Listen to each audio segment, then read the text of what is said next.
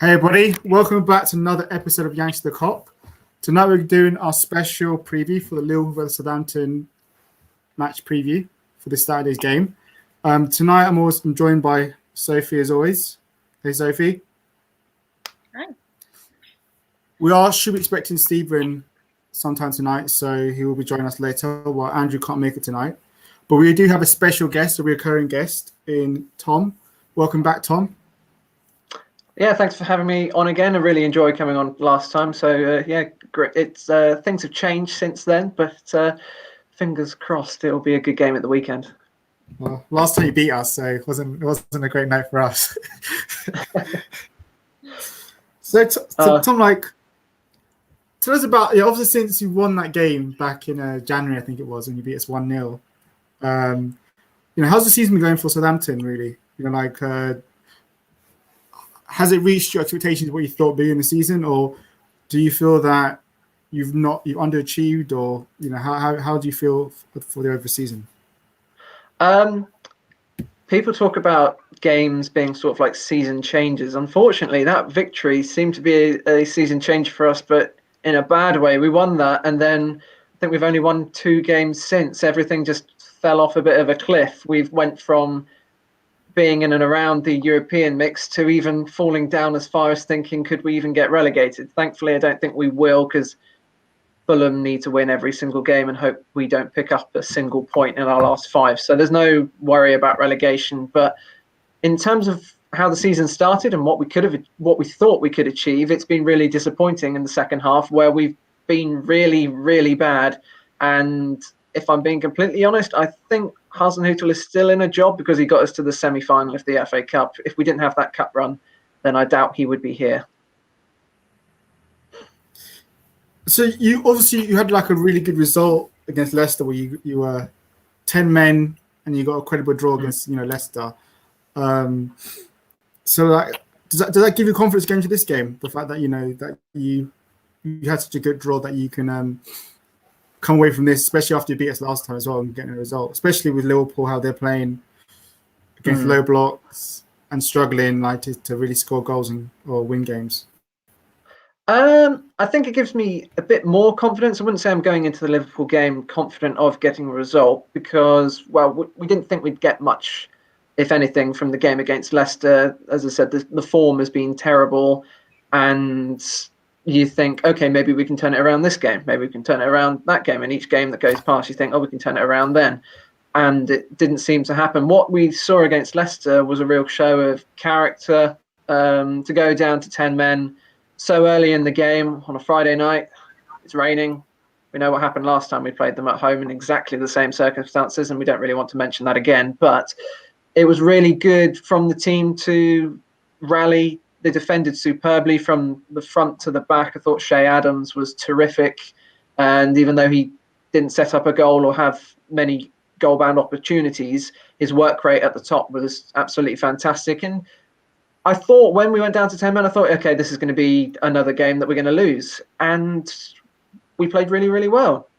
I mean, the goal itself that we got was maybe a bit fortuitous. We didn't get forward very often, and we're lucky that Iheanacho decided he was going to save a shot with both of his hands. So we got that penalty, and we couldn't see out the 3 points. But then earlier on in the season, we would have crumbled when Evans equalised and gone to lose that game. So in terms, I was never really optimistic for this weekend. However, that show of character makes me think that maybe, just maybe, we can end the season on a slightly stronger note than what we've seen before. And so, what's your overall feel of Hasenhüttl? Because has he? I know you mentioned obviously the cup run, but do you feel that he's the man for you going forward? Or do you feel that? Hey, Stevie. Hey guys, do you feel like he's the man? Hello. It's a difficult one. I think there's a very good manager in there. There's a great coach. He hasn't had the luck this season. I think we've been on the end of, especially in the second half of the season, we've been on the end of some atrocious refereeing decisions. I mean, we've had 2 red cards eventually rescinded. That's in the space of about 10, 15 matches. We've had an injury crisis. I think when we played you in January, our whole bench was probably about 12 years old on average age, and we lost so many players due to injury, and then we got them back, and then they were injured again, and we never really got back to that starting. When we have our starting 11 fit, we're really, really good, and we can play really, really well. But as soon as you start taking 2-3 players out of that lineup, then Hasenhüttl starts to struggle, because he only plays one way to his downfall. He's quite stubborn in the way that he plays. He doesn't really change things up tactically. I still think that he can. I think with the right investment and if he can build a side that he wants to build, then we can build something good under him. Unfortunately, some of the performances the second half of the season have been really, really poor. There's been no plan whatsoever, and it's as I said before, if we didn't have the FA Cup run, then I don't think he would be here, because let's be honest, 13 defeats out of 16 games, someone would have been sacked much, much sooner.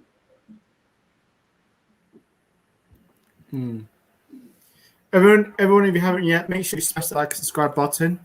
Help us get as many people watching this tonight. So do you think Ghosty, if you got a question, go ahead. Yeah, I just have a question, Tom, from the Liverpool side. If you guys already touched on it before I got here, my bad. But I'd love to hear your thoughts on Minamino and his lack of impact there. He started hot, got injured. So what's the feedback been from the fan base with him coming in, and just how he's done since he's been there? I'm really surprised that he hasn't played more, to be honest. He started his stint here really, really well, got a terrific goal on his debut, then sat half the Chelsea defence down when he scored against them, and he looked like he's got a lot of quality. Unfortunately, he's just not being picked. I don't know why. I don't know whether Hasenhüttl maybe thinks that we've got attacking players. Maybe he doesn't think that he is going to be here next season, and then wants to give the likes of Nathan Teller a go, who, to be fair to Teller, has been really exciting, really good youth player. But then you think at the same time, what was the point of bringing Minamino in if you're not going to play him? So he's looked good in places. He seems to get lost in games. He starts the first half pretty well, and then he seems to trail off, and that's when he gets substituted or doesn't even start. I'd like to see him start more. There's no pressure on the final games of the season.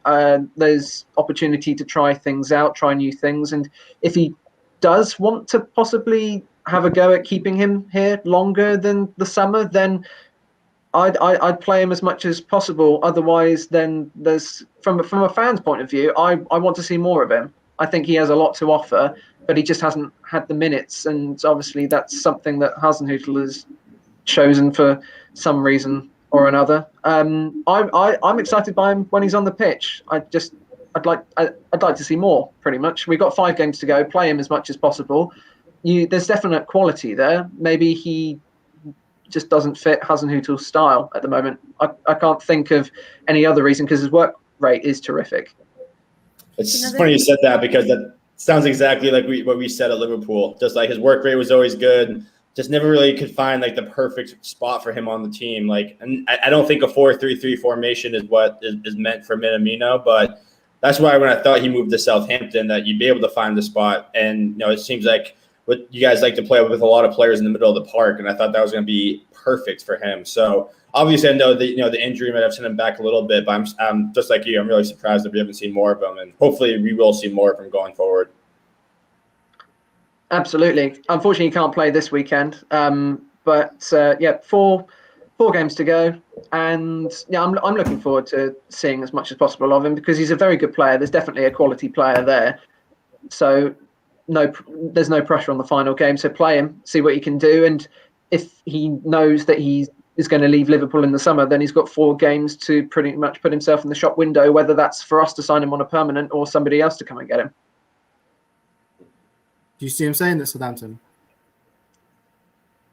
I personally don't. I think his price tag is probably a bit too high for what we would be looking at.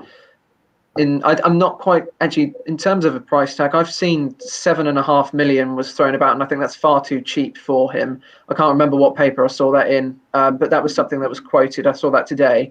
I would have thought that you guys would probably be looking towards the 20 million pound mark, because he's still, I mean, he's 25, 26, so he's still got loads of years on him, and there's definitely a quality player there. So, fun?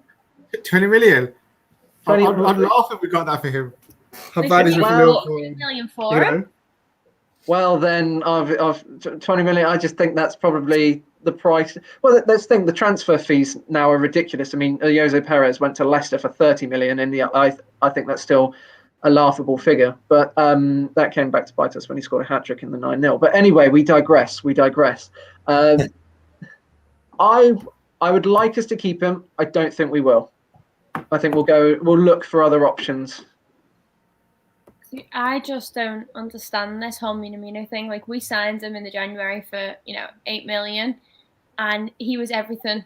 We thought he was going to be amazing for us, and then he never played. And then obviously when we loaned him to yourselves in January, I was one of the fans who was really annoyed by that, because I just thought, how are you loaning this player that you've not even given any chance to, that you fought for, that you had to go to hell and back for? Like, the negotiations with Minamino actually went on a lot longer then. I mean, I know it was a surprise signing for us, but they actually went on quite a long time behind the scenes between Jurgen Klopp. He really wanted him.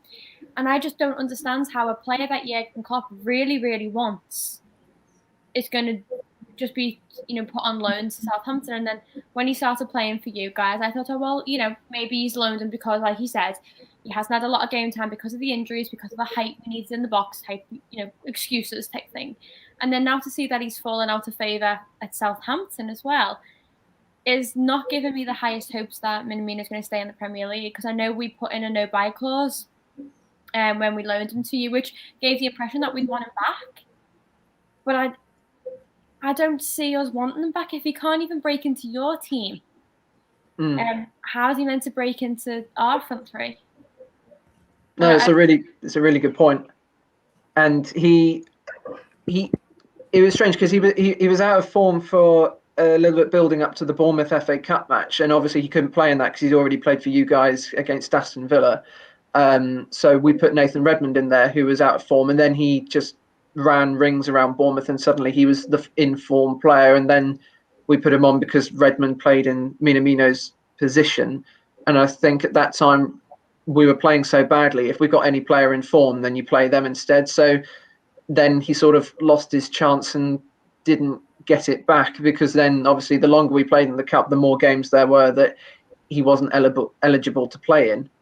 So maybe he thought in the run up to those games, why don't I play my team that I know can play in those cup games? Because let's be honest, that's all we had left in the season in terms of a goal to achieve. Yeah. So he maybe just thought, I'll play the players that are going to play in those games, so then they can sort of get some sort of form going. But it's been disappointing, because I'd like to have seen more of him. He's definitely got something about him. As I said, brilliant goal on his debut, brilliant goal against Chelsea, and there is a good player there. There is a good player. I don't know what system he does fit into. Yeah.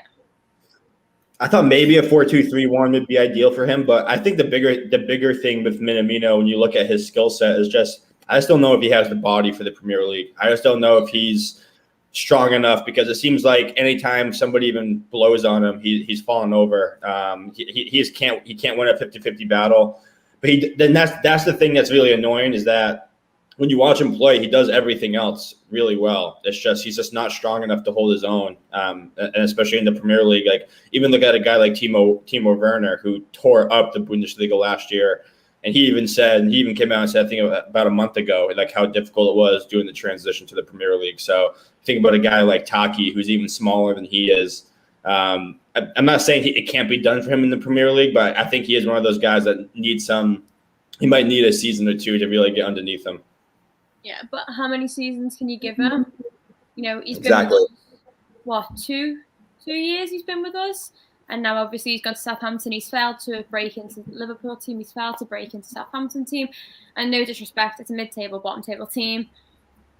If you can't break into that team, what chance does he have in the Premier League? And I know when we signed, he was playing in a system right behind Haaland. So everyone was like, he's the playmaker. He's the one who makes all the through balls. He's going to be that glue, the one that Wahomey goes on and on and on about, that we need a creative player. And I think that's what we all held out hope for, that, Minamino would be for us, or would at least start to show at Southampton as well. And he hasn't. And I think you kind of need to call a spade really, and just to accept that, like Steve just rightfully says, he's too small, essentially, in stature and physicality. Premier League's a very physical, very intense league. It's one of the hardest leagues to play in, and I think he's just not built for it. He's built different.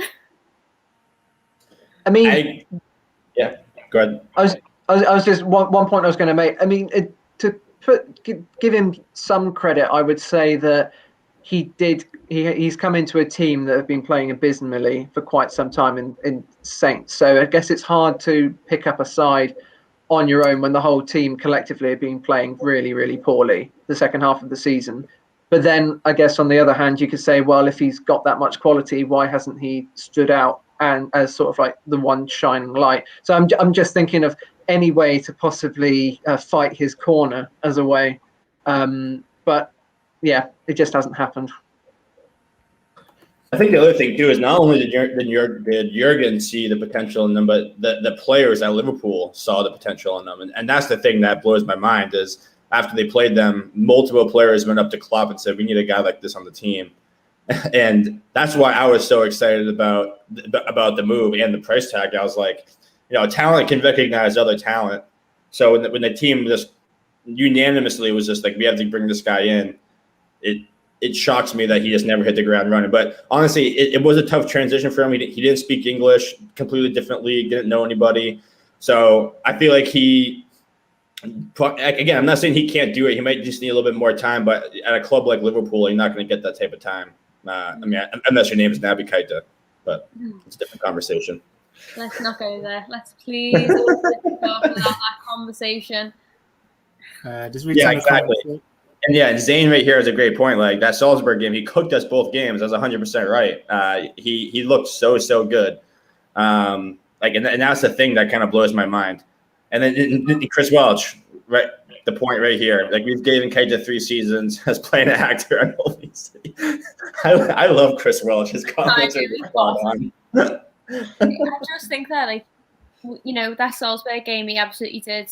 He was a nightmare to play against. Obviously, like you said, Virgil and Hendo went to Klopp and was like, we need to sign Minamino, we need to sign him. He's so good. But let's not forget the system he was playing in and who he was playing with. At the time, we all, like I said before, we were all being like, oh, Minamino's like this really creative player. He's, he's a nightmare to play against. But he was playing with Haaland, and you got to kind of take that into consideration now in hindsight. Playing with the best brings out the best. Look at Virgil when he came into our defence. You upped our defence. No matter who he was playing with, that defence was always solid because he was there. So maybe if he's not playing alongside such an out-and-out striker, he's not his best. You don't know whether that's a system that he needs to be in, type thing, with an out-and-out striker. Because I know Liverpool, we don't play with an out-and-out striker. We play with 2 wingers and, a false 9. So maybe it's that doesn't work for him. I don't know.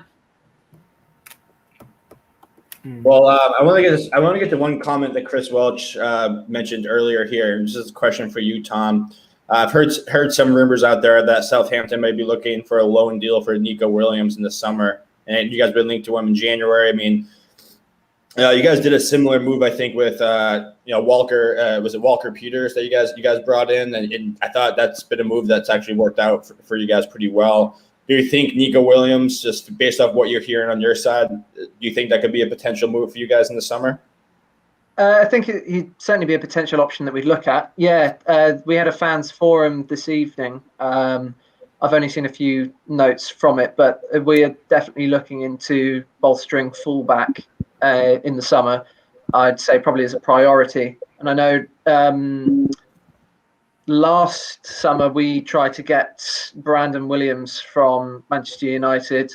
So yeah, we're definitely in the market for a young fullback. At the moment, we've got no cover whatsoever. we decided that we'd send them out on loan in January, and that was great. We're only left with 2 fit fullbacks, and one of them is not even playing at the moment, so that's great. But I agree, Walker Peters is probably our signing of the season, probably signing of the last season for us as well. He's been absolutely superb. But yeah, I don't know whether who we're looking at has changed, but yeah, we'll be looking at fullbacks in the summer. I'd say that as probably our number one signing to get. So if we were interested in January, I can't imagine we would be looking too much elsewhere as 4 months, 5 months later. What do you think about Ward Price? Do you think you're going to keep him? Or do you think he's a player that's definitely staying at Southampton? I don't worry about Ward Prowse whatsoever. The guy bleeds the club. It's strange. He actually grew up supporting Portsmouth, so that's a difficult one for him. But he's the captain, signed a new 5-year deal. It would take with the 5-year deal, it would take an insane amount of money to try and even just break that contract. So I don't expect him to go anywhere. Yeah. If you were to ask which players are you most worried about losing, he would be well down on the list. Very confident. I would be surprised if he didn't spend the entirety of his career at Saints, if I'm being completely honest with you. Big words. Big words. That'd be great for you guys. I mean, it might just be me looking through my Southampton tinted glasses, but he's never made any. He's gone from an academy, from 8 years old through the academy to now captain of the team. He's fans' favourite, plays every single minute. I think he's played 88 consecutive Premier League games now. It's ridiculous. And he's the heart and beat of the team. So I'm not worried about him going unless someone came in with a ridiculous offer. I don't see him going anywhere. See, am I the only Liverpool fan sat here going, nope, that doesn't always work. Like, once bitten, twice shy. We've loved players who've stuck with us for years, and then all of a sudden have just Torres just up and gone.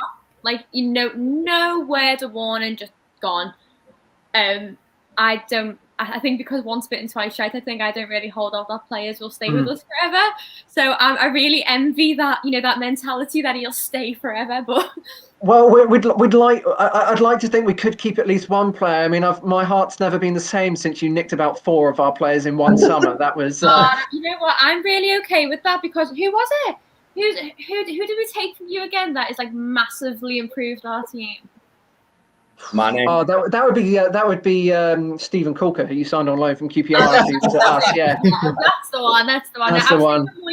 The Dutch, 6'4", absolute gorgeous guard that we signed in December. I don't remember Ricky Lambert having any Dutch relatives, so no, he was probably the best player I've ever seen in a Southampton shirt, and don't like him because of the way he left, but you can't deny he's a terrific player. But I tell you, the one you saw heartbreaking was Adam Lallana. Adam Lallana is just kissing the badge, saying, "I see myself at Saints until the end of my career," and then it's like 3 months later, I really, really want to go. Yeah, I'm going to go. I'm going to sign autographs for loads of Liverpool fans. Yeah, I'm going to go. I'd love to play in that team. And then it's like, oh, okay. To be fair, he funded the moves for Tadic and Palace, so that kind of worked, and Mane, who eventually went to you as well. So that's great. Well, Chris Watt says here, you don't have to worry about Liverpool taking any more Southampton players, so you don't have to worry about it. So, you're safe for the time being. I think no. I completely agree with that comment. I don't think there are many players in our team at the moment that would attract much attention of other teams apart from Ings and Vestergaard. I don't want Ings. We gave you Ings. We don't want him back. You can keep him. We don't want him anymore. Oh, no, that's fine. We'll keep him. If he ever gets out of the injury room, we'll be great. I kind of wish you kept Adam Lallana as well. I wish you kept him. I love Danny Ings. I thought Danny Ings looked so good on the clock before he got injured. I know he got injured quick, and then it was never the same for us. But I truly believe that if he never got injured, he'd still be a Liverpool player right now. He's definitely good enough to play for a top team. No questions asked, in my opinion. I just always prefer Sturridge. I wish Sturridge had never got injured. Like, he was He was everything, wasn't he? Like, I can't do it. I look like a demented penguin. Yeah, I look like Alberto Moreno trying to do it. You look like you're trying to do like a wave. Exactly.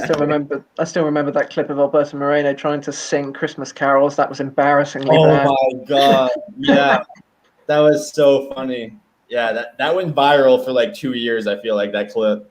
I tried to replicate it, but I think it'd just be borderline offensive. So we'll just leave it there.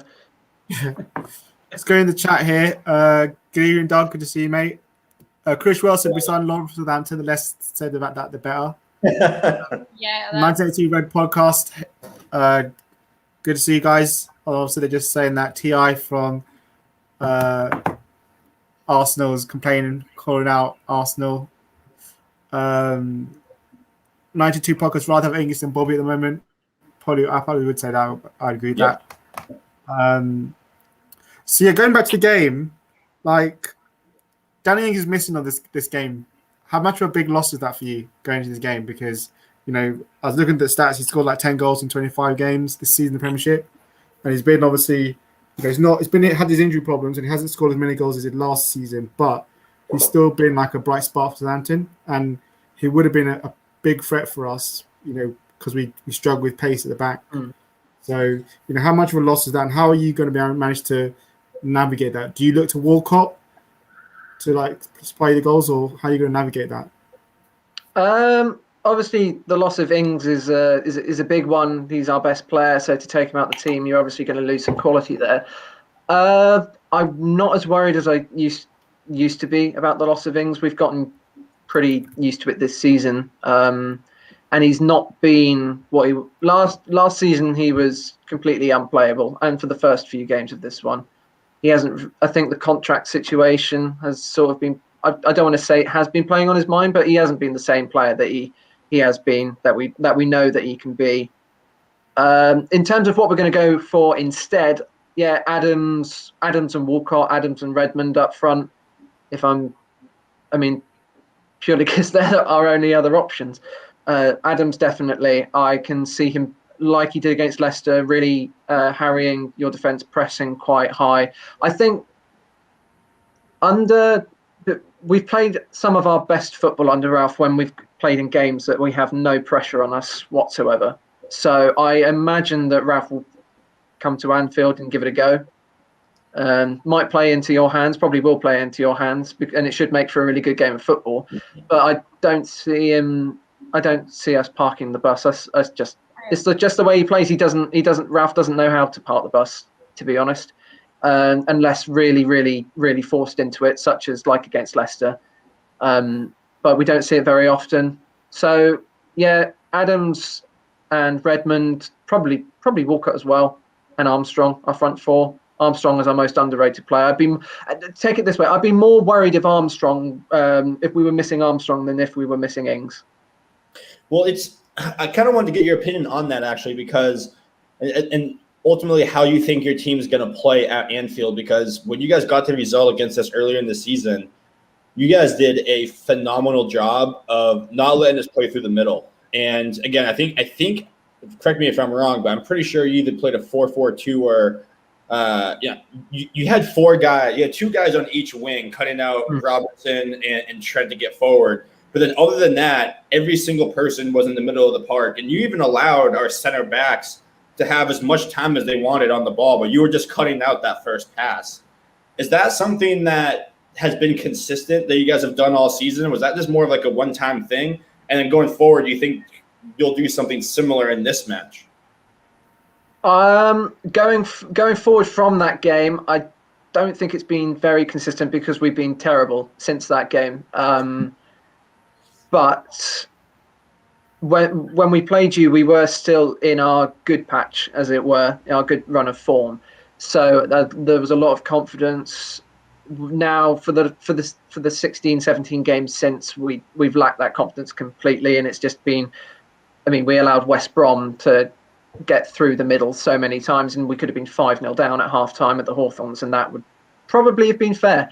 But if we can play that way, I think it'll probably be Ward-Prowse and Diallo in the middle. I think it was, again, no, I can't remember if we had Romeo for that game.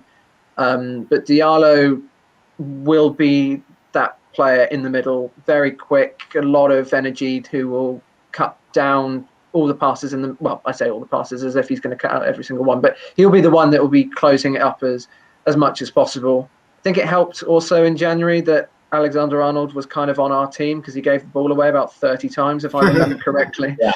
We might still do that. To be fair, yeah. In terms of how we'll play, it's going to be, again, like when we played you in January, be a bit of a mismatch of a team because we don't have Ryan Bertrand. He's injured. So we'll be without a left back. Jack Stevens may play at left back, which worries me quite a bit. He's a good player.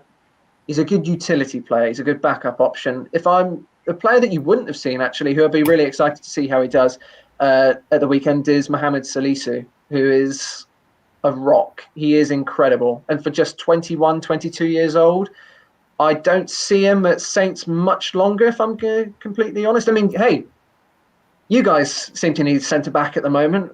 You know, yeah. I wouldn't be surprised if he went to you at some point. He's that good, and he played terrifically against Leicester. So he could play at centre-back. He could play at left-back instead. Obviously, we've got Vestergaard as well, now that the red card got overturned correctly. I think we haven't seen Ralph play any other way than just attack and press. So I can't see us playing any changing that at Anfield. And plus, you guys haven't been brilliant at home in the last few months. So he'll probably be looking at that thinking, yeah, let's give it a go. So I think it'll be a good open game of football. I hope so. I mean, that would be better for us if it's an open game of football, because if you've seen any of our games, not only are we absolute shit at home without the fans, but we can't beat a low block to save our life. So I think if you do come out against us and don't play a low block, that definitely plays to our favor. But goddamn, if I see another low block, I'm going to be shitting my pants because I have no confidence in this team to create enough chances to get – because we ultimately have to create about 30 chances a game to get a goal now. So definitely concerned about that. Sorry. I just don't care anymore. I'm done. I saw a tweet before saying that we're playing 3 games in 5 days or something like that. And I was like, mate, I'd put all 5 games in the same day to get this season over with at this point. Like, I am done with it all. Like, I am not looking forward to any of the games for the rest of the season. Just want it over with. From doubters to believers to just haters. Not even haters. It's just indifferent now. That's what it is. It's indifferent. I'm just counting down the days till our boys come back and we can have a fresh season. I just don't care. But Tom, I'm actually curious to get your opinion on this. Our buddy Doug from the Dugout Football Channel. Congrats, by the way, to 1.2K followers, man. Good for you, man. Well deserved. But Tom, do you think Ward-Prowse is a shoo-in for England this summer? I think he could offer something a little bit different in the midfield. I wouldn't mind seeing him, even if it's in the bench role, to get a spot. But what's your opinion on that? I think he has to go. I don't think he has to start every game because there's some really good players in the team. But if you're trailing in a game and you need someone to take a set piece, then that's what he offers, different from other players such as maybe Calvin Phillips. He's probably one of the best set piece takers in the league. I mean, if I was to say in the world, that would be ridiculous. But he is in that bracket. There aren't many better free kick takers than him. Obviously, there's this Argentinian guy at Barcelona who seems to be quite good at them, but I can't remember his name. He's not bad. I've heard of him. Yeah. I'd take him purely because he offers that, and if you need someone to bring on who can just, if you're lumping balls into the box, then you might as well have someone who can take them well, rather than the Euros where we put Harry Kane on set pieces and that was just painful. So. Yeah, no. I think he has to go just because he offers something different. He wouldn't just be that sideways midfielder that you could bring on that wouldn't really be any different to a lot of the midfielders that you could take. Completely. Sorry, Leeds fans. So let's I kind of have a question for the group here about the match. Mainly, it's Kabak and Phillips. I want to get your guys' opinion on and girls' opinion on, do you think that Che Adams and Redmond up top could cause them problems in this match? Because we've seen them in the past, anyone with a little bit of pace. I mean, I just think Redmond and Adams are a really good combination up top with no Danny Ings. Do you think that they could have some potential issues there if Southampton do get the ball in our zone? Because, again, Phillips, I think he's only had 1 week back of full training since he's come back from injury. I'm not super confident in that matchup. I'm not. Go on, Mahomie. No, I'm just saying I'm not. I think we've seen any kind of pace or movement, intelligent movement, is going to cause us problems. And I expect Southampton to look for balls over the top, straight kick balls from long balls from the goalkeeper, and balls in the flanks to test us. Because obviously the onus is on us to have to attack Southampton. So and I expect them to play like that because we've seen it. Most teams have huge success with that over and over again against us. We can't defend against that well. So I expect them to go for that, and I expect them to cause us problems with those kind of balls. I mean, don't get me wrong, I am expecting them to be challenged because we've said it before, they are inexperienced centre-backs. They've not played the longest game, the longest career of football. They're not the most worldwide known names, but I don't know. I just get dead annoyed every single time when so many people slate those boys. And I've said it before, they're babies. They are babies. They do not know how to play Liverpool style of football, the way we expect it to be played. And I just think it's a lot of hate coming for two boys who were never expected to play in that starting lineup, were never meant to be first choice and second choice centre backs, and they've been forced into a team that they've never been comfortable in before. And I feel like, considering what they've been through and what they've been put up against, they've done an alright job. And I know they're going to be challenged, I know they're going to be tested, but so is everybody who's new to football. But normally, in an ideal world, you'd have an experienced centre back aside them. Not too inexperienced. Nat Phillips is the most experienced centre-back that we've got at the minute, who's fit. And I just feel like a lot of hate goes out to them. Give them a bit of credit. I personally feel like our problems haven't been defence. Since those boys levelled out with each other, our problems haven't been defence. Yes, a little bit of pace catches them out. But what's pissing me off is, we've just said about these long balls going over the top and the goalkeeper cutting out. That's not the defence's problem. No.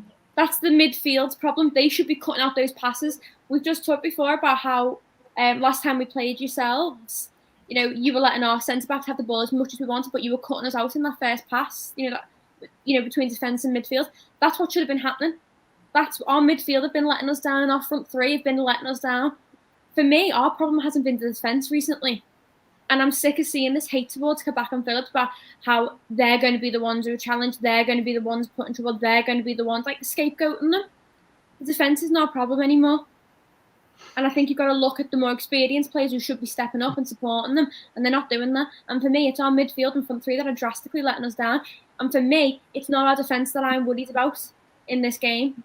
My biggest concern is our front three, because they're not firing on all cylinders, and I just think, why are we going around this debate all the time about Kabak and Phillips not doing this, not doing that? They're doing the best they fucking can. But when you've got worldwide, Golden Boot winners, Salah and Mane and Bobby, who've undeniably, Salah's got he's the quickest in Liverpool history to get to 100 goals, 150 goals, something like that. He's in the top 5 in Premier League history, and he can't find the net.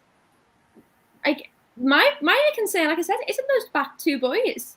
It's our front three and our midfield. They're the ones who should be challenging Southampton, not Kabak and Phillips. But I'm sick. Like I said, I'm sick of seeing this hate towards those two boys. I'm really fed up of seeing them get slated and slandered for a position they never would have been in otherwise. I think well said. No, I mean, well said. Because I agree. One thing I've noticed is that when they do go up against some pace, they have struggled. But I completely agree with you that the biggest issue this year has not been our defense, despite all the injuries. It has definitely 100% has been. If the front three has just been the front three of old and just have been able to finish their chances, we'd be comfortably in the top 4. We wouldn't be having this conversation right now. And who knows? Maybe we'd even be, dare I say, in the Champions League final right now over Chelsea. But like we'd be in a lot better position if those guys just played like they have in the past. And Tom, that's what I want to get your opinion on this, because clearly, again, inexperienced back four, front three completely out of form. Jota is not really the same guy who he was when he first came in. He hasn't really been the same since that Madrid first leg. Like, A, do you feel like you can go out and get a result? And then B, like, we talked about Kabak and Phillips against the forwards, but what are some other matchups that you think Southampton might be able to take advantage of in this match? I'd say in terms of getting a result, it's definitely probably the best time to go to Anfield and hope that you can get something from the game. Whether I do is a completely different matter. Our form has been terrible, and yeah, we drew against Leicester, but it's been pretty shoddy. So I wouldn't say I'm confident of getting a result. I'm confident of giving you guys a good game, and I wouldn't be surprised if maybe we took the lead and then went on to lose or whatever. I think we will be in the game. But I'll leave predictions till the very, very end. But in terms of the inexperience, I agree that it's unfair to. I mean, they've been for any of the slander towards your centre backs, because they've been thrown in completely at the deep end, because you've got no other option. Someone's got to go at centre back, and you've been playing central midfielders there. So it's difficult. They can only do the best that they can, and especially when the rest of the team hasn't exactly been firing, it can't just fall on just to them. Especially when they're not the standards that you're accustomed to having. Van Dijk, for example, that's such a high bar of performance to reach. So in terms of other avenues that we'd probably explore, I think that because Robertson and Trent are going to get forward a lot, I think when you're talking about long balls, I don't think they're going to be very straight ones. I think we're talking about Vestergaard will be playing the diagonals behind the fullbacks, and he loves playing a diagonal 40-yard pass to Walker-Peters. And I think that Robertson's probably going to have to, I don't want to say these, worry about him, but if we are going to get him behind with some pace, that is an avenue that we look to go to so many times. And when it works brilliantly. So, yeah, I'd say maybe not target the centre-backs in the air. Maybe try and run at them, press them. Obviously, if their confidence isn't high, then they'll be more prone to making defensive errors in like 30 yards out from goal. But in terms of long balls, anything like that, I think Vestergaard long balls over the top into the channels is something that we'll definitely be looking at, because Armstrong and Walker-Peters sort of have a telepathic understanding on that right side. So if it works, it works. If not, then we will probably find it quite difficult, especially with Ings out, because he sort of is the glue to the strike force in terms of one touches here and there, playing people in. We just lose a lot of that attacking flair that we do. Adams is a great forward, and he very much goes in spells of form where he can hit 3 in 3 games, and then he goes on a barren run and he can't hit a barn door for about 20 in a row. So it depends on what form you find us in, to be honest. And at the moment, it would be silly as me as a Saints fan to be like, we've only got 8 points since we beat you in January, so yeah, let's go to Anfield and get a win. Yeah, we've not got much more, so I wouldn't worry about it. It's going to be the competition of who can be least crap. Yeah, and I think that leads right into Chris Welch's point here. Our forwards hopefully been at shooting practice and training. No high fives nonsense, because our finish has been shocking. We mostly hit stadium seats in the back of the net. Yeah, he's absolutely spot on. Our finishing has been absolutely piss poor, and yeah, I don't know if we have more than 8 points either. It's definitely somewhere in that realm since that match, but. Well, homie, what are your thoughts on some other key matchups other than the Kabak and Phillips, in the back? What are you hoping to see? I think feels like all hopes are kind of on Salah's shoulders going forward here to get all the goals. Yeah, I think that's probably the one thing we've got left, is that he's probably going for the golden boot because he wants to finish. I think he's still 1 or 2 goals off Kane. So I think, you probably bank him to score because, maybe not score loads, but he scored at least once this weekend, like, because he's going to be gunning for it. I think the key thing for us is the lineup is having Fabinho back in midfield for that game, because I think we badly missed him in midfield against Newcastle. I think if he's in midfield against Newcastle, I think we see out that game. But obviously we had no choice. So I'm looking forward to seeing Fabinho back in midfield.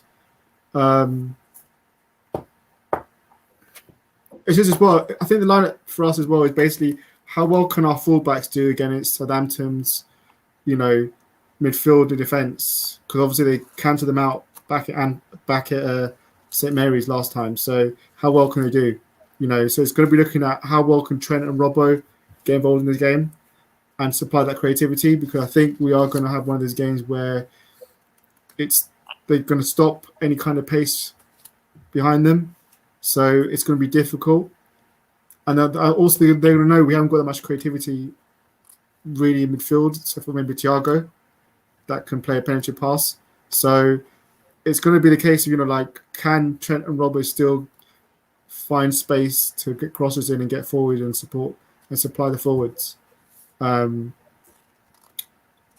the only match I'm really seeing, to be honest. It's going to be it's key. It's going to be key for us how good our fullbacks are in that game. If they can get some joy, then we can cause some problems. If they don't, and it's like at St Mary's, then it's going to be difficult to come away with anything from this game. And obviously, as we know, our strikers need to be clinical. My concern was, we saw the team that Klopp had put out for his Man United before that game was abandoned. Is he going to go with that same team? Because he had Firmino starting that game and Milner. Or is he going to put Ginny back in that one and then still have Firmino up top?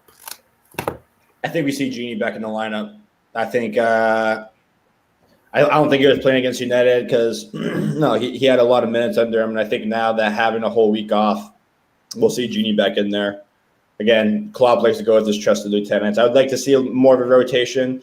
Maybe I would actually love to see a guy like Curtis Jones in this match myself. I think this would be a good matchup for him, but I think it's going to be Genie. I think it's going to be Genie, Thiago, Fabinho midfield with usual front three. Unfortunately. See, we say we'd love to see a rotation, but what rotation have we got? That's what I mean. We haven't got anything. And I feel like this is the same thing. I feel like every time we come on here and do a pre-match and we talk about the lineup, it never changes. It's the same shit, different day, because we've got no one. We've got no one left. And I'm sat here and I'm going, I just want Henderson back. I just want Veg. I just want Gomez. I just want Massive back. I'm bored of seeing the same lads in the lineup every single week, and it's never going to make an impact, because you can put that lineup out, with Genie. Now he's had a rest, and you can put that out. But if Genie's still not performing, or Bobby's not performing, who are you going to bring off the bench? Who have we got? If Southampton come out all guns blazing, don't park the bus and go all out attacking at us, challenge our back four and put a bit of pace on them and put pressure on our fullbacks, and we can't move out past our halfway point and the boxes in. What are we going to do? How are we going to change it? How are we going to change that game and flip it on its head like we used to? It can't be done this season. I think this season is literally just play it out, see how it goes, and wait for that 90-minute whistle to go and then go home. I'm being so negative now. I'm being Wahomey. But I just don't see any other way around it this season. I really, really don't. Yeah. It's that season. Would you take Divock Origi or Ox at Southampton? Because you need another striker. Would you take Divock? Because I think the one reason why I ask you that is because I feel like Liverpool, Origi's never been really given that many chances to play as a proper 9. The few times when he joined us in 2015-16, that point, he was very good in that, UEFA Cup run as a 9. Since then, he's always been put on the flank and play that position. Maybe the only times when we've seen him play as a forward, as a main striker was we beat Everton last year 5-2. on the majority of times on the flank. So I think he'd be a very good striker as a main focal point elsewhere if he's given a chance. So would you take him? And then also, would you take Ox back? Because I feel like Ox is going to go this summer. I think he's lost the trust of Klopp. I think his body can't handle how Liverpool play him all. And I think he's one of those players like how like Danny Welbeck's done well back at Brighton, or so I think like he's one of those players I think could benefit from a new environment, new surrounding, and new style of play. So would you take Ox back as well?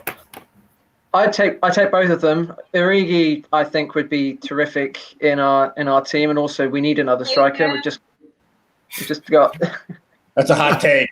That's a hot take. Divock Origi being good on the team. Okay, now we continue though, Tom. I'm just we just need another striker. At the moment, we've just got Ings and Adams, and then we're playing Nathan Redmond up front, someone that Claude Puel thought would be the next Thierry Henry. That was an actual quote from him. And anyway, I take Ox as well. We played him as a winger when we had him, but I think he's more of a central midfielder now. Yeah. I take both of them because they both improve our squad. But one point I really want to make is I never thought, especially after the form that you've been in over the last couple of years, that Liverpool fans would be worried about relegation form Southampton coming to Anfield and playing them off the park. I would never in my life think that would Neither would I. It's one of the seasons, Tom. It's one of the seasons. This is like COVID, injuries, facing conjections. It's been a mad season for us. And, we've seen teams like Fulham, Brighton, all come out, play, and all cause problems, Liverpool problems, home or away. So it's one of the seasons like, we just, we're going through the mill runs. And it's just like we are. God, it's basically just like we don't know where the results are going to come from now. Like even this game, like you might think, okay, because I saw someone the other day like saying, in Liverpool in the next 5 games we could possibly push for top 4. I can't even see it myself.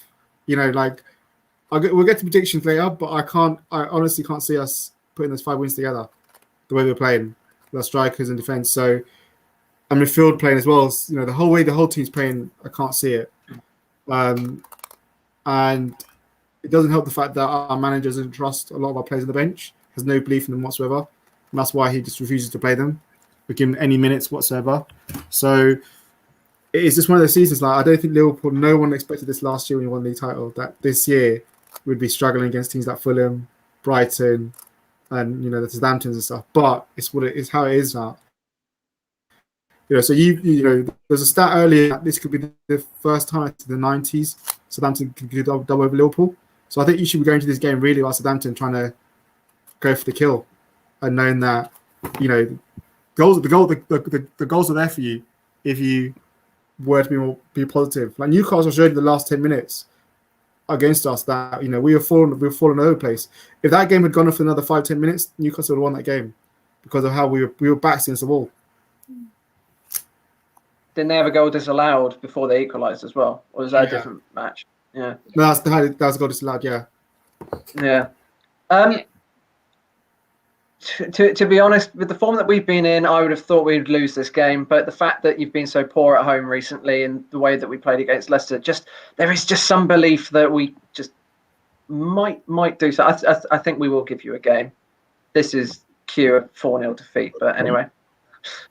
Do you know what? I'd just take a 1-0 win for us at this. Like anything. Like I'd take an 89th minute scrappy little tap-in deflection goal to take 3 points. Like and for the Liverpool fan, I think that's really shitty that we've gone from going into games like expecting to win and expecting to play really good football to now I'm sassy after 3 years at the top level football going, I'd take a scrappy 1-0. Like that shows how poor our season's been. And I'm normally the one on this podcast. Well, he's normally the dead negative one, being like, oh, Liverpool's form, blah, blah. And now I'm like, no, be positive. And I'm sassy and I'll go, nah. I'd take an 89 minutes. The fact that you've turned on, gone negative on Liverpool and Gini Wijnaldum sums up the entire season. Yeah, the fact that I've turned on my Genie says it all, doesn't it? Like, Yep. the only thing that would make it worse is if we had Virgil and I turned on Virgil. That's the only thing that would make it worse. Don't know how true this is, but apparently they're saying Arsenal fans have stormed the Emirates. Yeah, I've just searched it actually on Twitter while Tom was talking, and it was published by Twitter. Alex Crook, we've been locked in the car park compound as a handful of angry AFC fans have stormed the entrance. Saw fans screaming through the railings at the team coaches I left as well. Maybe they're trying to tell their board that they want them to hire Unai Emery as a new manager. But Chris Welch agrees, though. I mean, a win will be a start for us. Even if it's an own goal off someone's backside in the final kick of the game, I'll take it. Yeah, that's where we're at right now. We'll take it any way we can. I'll take an own goal. I'll take an own goal off someone's, fucking shoulder. I'll take an own goal off someone's back of the heel, off their big toe. Like, I don't care. I just want to win. You know that VAR would come in and be like, your breath is offside. Oh, no. Can we scrap VAR for this game just so we can have a decent game of footy? Stephen Sophie, I'm going to ask you, like, is top four totally gone? In Liverpool, is an outside chance? No, technically, mathematically, it's not out of the realms. If we win tomorrow, we go, what? Where did we go? I wrote it down before. We go into 6th place and we go 1 point behind West Ham on equal games. And it takes us 1 point above Spurs on equal games. And technically, it's still not out of the realm of possibility for us to get it. We're still capable. But whether we're able to do that based on our current form is something completely different. Like, still completely, capable of doing it. But whether we do it is something else, and I just don't care. I just don't care. I'll be a little more positive than that. I think there's definitely still a chance. I think all we got if we win this game, and then what is United midweek next week? Is that the deal? Thursday. Yeah, we go out and win that game. I have no confidence in winning that game, but somehow we win that game too. I mean, I don't know. Like, you never know. Like, United has 3 games in 5 days or something. Maybe that's the game they rest people. I doubt it because it's Liverpool.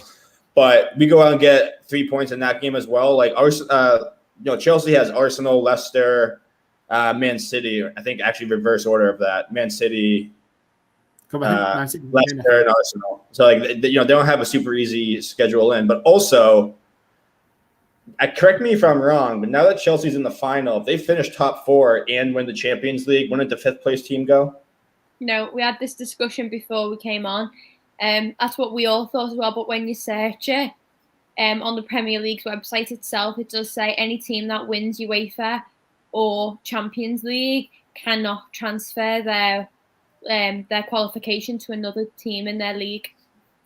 Oh. So it wouldn't work. Because I was thinking that, I was like, well, if United won UEFA and City or Chelsea, whichever one of them won Champions League, wouldn't that make 5 and 6 go into Champions League? But it doesn't work that way because then you'd be over the quota of teams, and yeah. I think someone said it goes to the France League, they get an extra position. Oh, I think you're right. Well, that's too bad. That's a little kick to the gonads. But all right, should we get to some predictions and then have some fun with some trivia? Yeah, I like trivia. Trivia is the only part I like at the minute. I think that's the only reason why we podcast now. Is simply just do trivia. So. I'm just waiting for end of season where we can do all our fun shows. Like, I'm really looking forward to them. Yeah, but Chris Welch, before we get to our predictions, I completely agree. I've had enough pain as Liverpool fan this season to agree morons in VAR and players like Matip and Keita playing main actors. Yeah. Don't say shit about my giraffe. I'm not having that. I might have turned on Genie, but I'm not turning on Matip. I'm not there yet. All right. Start with our predictions. So, why don't you kick us off? I don't do them, but it's going to be a 1-1 draw, isn't it? Or something stupid like that. Yeah, I don't know. I don't hold out hope for us winning tomorrow, definitely. Well, it's 8:15 kickoff, isn't it, Saturday? So, for me, I'm going for 1-1 draw. I just feel that I don't like that. I don't like that. If it was a 3 o'clock, I'd feel a bit different. 8:15, I just feel that it's gonna drag out, and other teams would have played, and there would be a bit of pressure. Liverpool, and I think 1-1. I'm going to go slightly different. I'm going to go for a 0-0 draw. So none of us not. either of us winning. If I watch that match and it's a 0-0 draw, I'm gonna just pound my head into the wall. You guys want to see me? No one. I agree. I 100% agree with my man Doug here. First of all, thanks for coming on. Looking forward to having you on tomorrow. But I'm gonna go 2-1 Liverpool tomorrow, and I think it's actually gonna be Salah, Firmino, Ward-Prowse for the goal scorers. So that's my prediction there. But let's have some fun. Trivia. Let's wrap up with some trivia. So Tom, we changed up a little things. We like to ask some general questions. Absolute pointless Nothing to do with football. And just have a little fun to close it out. No, that sounds good. I've got a few ones to start off with. Here we go. So you've got a choice of the first one: be immortal but unhappy for the rest of your life, or live 5 more years. Live for the next 5 more years before you die. When you die, so you get extra 5 more years extended. Oh, that's easy. Well, what would you go for then? 5 more years. Yeah. We've had this conversation before. If you're immortal, everyone I love and care about will eventually die, and I will stay the same age, and I will never die, and I will lose everybody I love over and over and over and over again. That's just mental torture. No matter how many times I want to put myself out my own misery, I wouldn't be able to. I'd just come back, and it'd be like Stefan when he's buried in that water tank and he drowns over and over and over again.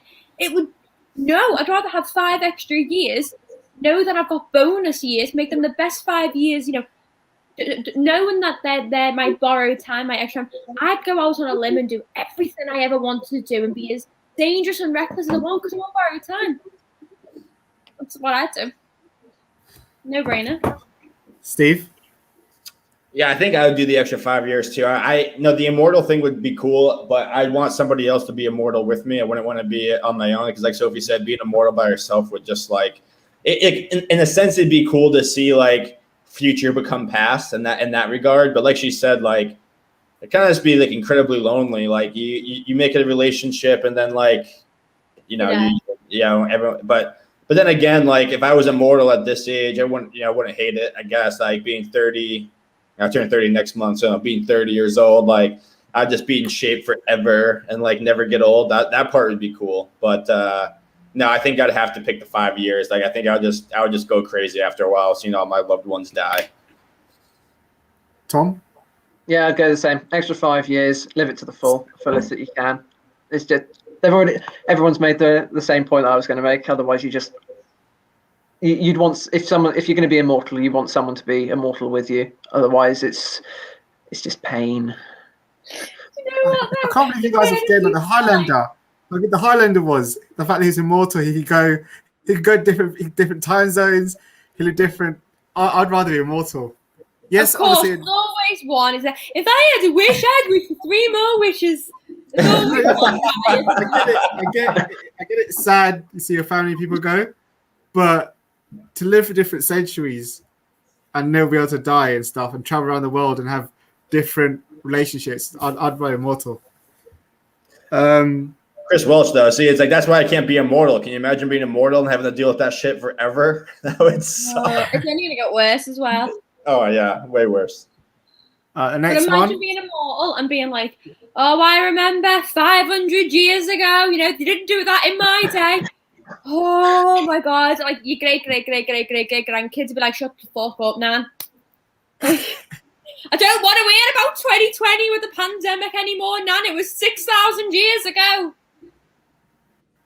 No. You get to the year 3000 and you say, well, busted, we're wrong. But we don't live underwater. It was bad enough when we got to 2020 and we didn't have flying cars. Oh. All right, what's next, homie? Next one. If you were a transformer, which car would you choose to transform into? Ooh. I only know one of them because But you can pick any car you want. Any car you want. Oh, so I don't have to be one of the actual Transformers? No, you can pick any car you want. Oh, right. Okay, I was going to say, because I only know one of the Transformers, like the actual cars from it, because I didn't watch them. And I know Bumblebee because he's the yellow one. Any car you want, you can transform into. Which car would you pick?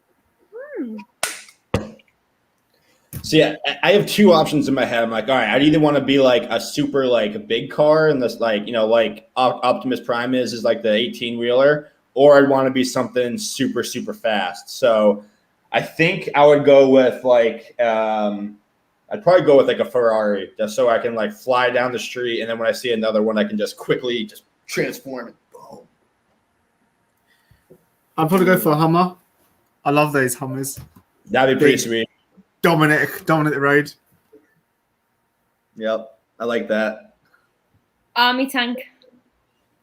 I think that'd be like one of those big off, like with the turrets on them. So when Homie thinks he's all Billy Big Bollocks coming at me in his little Humvee, I could like boom, army tank. And then I could just like roll over and be like, screw you, and then I'd be like Steve coming down the road like handbrake turn this Ferrari, and be like squish. That's all I'd want.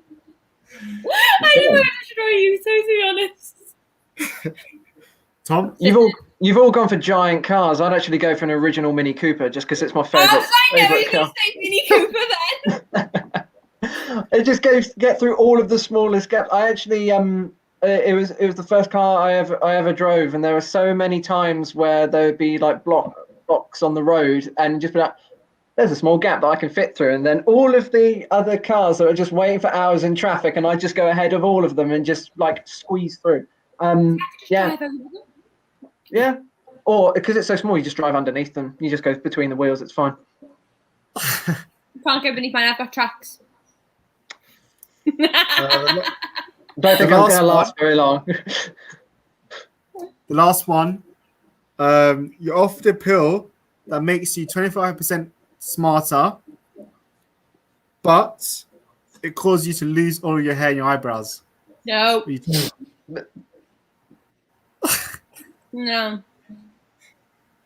No. Steve? Yeah, I don't think so. I love my hair, and I want to lose my hair. Like I've got hair like in my kitchen getting ready for next week to be like sewn into. No. You're 25% smarter. I don't care. I can be just as smart as I am now with all my long hair and my eyebrows. Like, no, it took me years to grow these bastards out. I'm not doing it.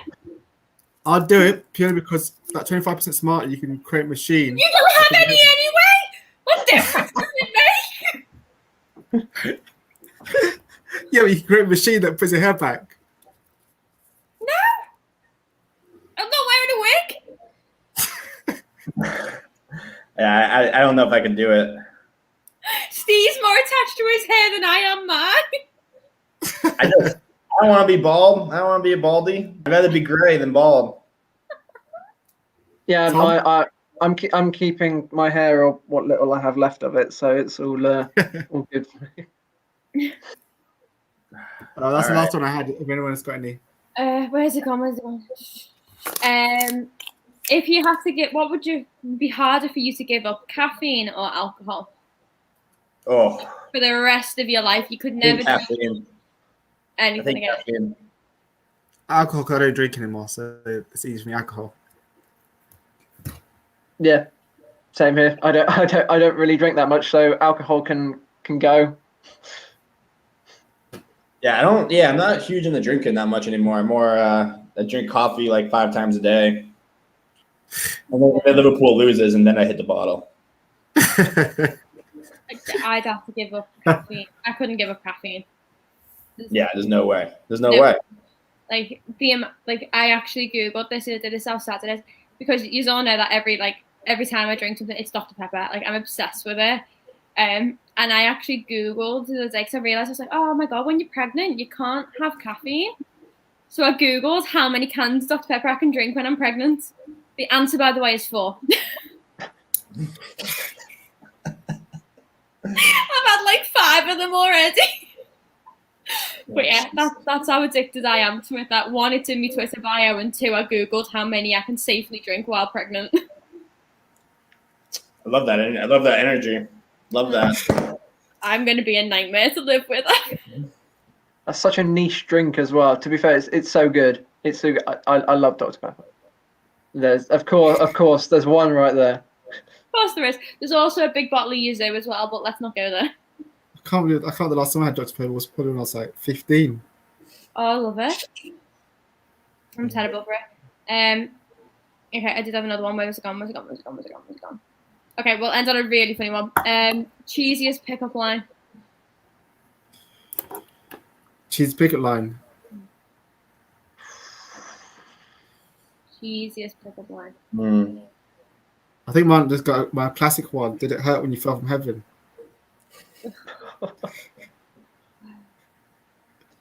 Cheesiest. Big getting up from hell. What's your cheesiest pickup line, Sophie? If I could rearrange the alphabet, I'd put you and I together. It sounds I feel nothing but pain here. Oh, what's the other one?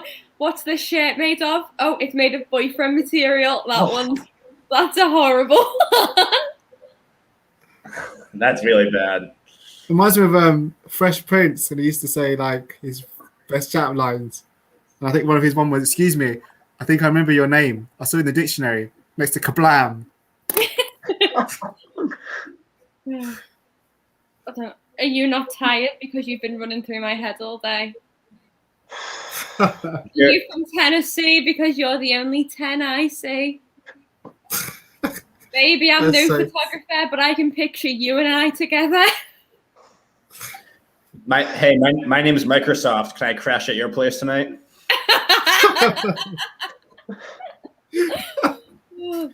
What was it? Are you from outer space? Because that ass is out of this world. That's Do a you good believe one. in love at first sight, or should I just walk by again? Oh my days. Hey, excuse me, ladies. Do you happen to know how much a polar bear weighs? It's actually enough to break the ice. Hey, I'm Steven. Oh! Oh my god, no. Everyone actually ever used that one. Like, there must be someone. He's well used that. That's how he pulled his missus. You know, that's what he did. No, I have said that once, but we were at a restaurant with a couple of my buddies, and I got paid $20 to use that pickup line on a table of 10 women. So I walked up and I got $20 out of it. So I walked up and did that, and they all just looked at me like, "Nah, dude." I was like, "All right." Would you touch my hand quickly so I can tell my friends I've been touched by an angel? That's a good one. Oh, the ultimate one. Are you a parking ticket? Because you've got fine written all over you. The only thing I want to change about you is your last name. I like that one too. Hey Zane, congratulations, man. That's awesome news, dude. Good for you. Yay! Congrats, Lane. Man, good stuff. But I love Chris's stay single and good night. Chris Wells, always good for a few laughs. That's why I love him. He's always consistent too. So, but I think this is a good place to wrap up. I think and end on some laughter. Leave them laughing, as they say in comedy. So, this was an awesome show, Tom. As always, can't wait to have you on again next season. Hopefully, all four of us would be in better moods about our team. But as always, it's a pleasure to have you on. I really appreciate you coming on, man. Oh, thank you very much for having me. It was a pleasure and look forward to it next season.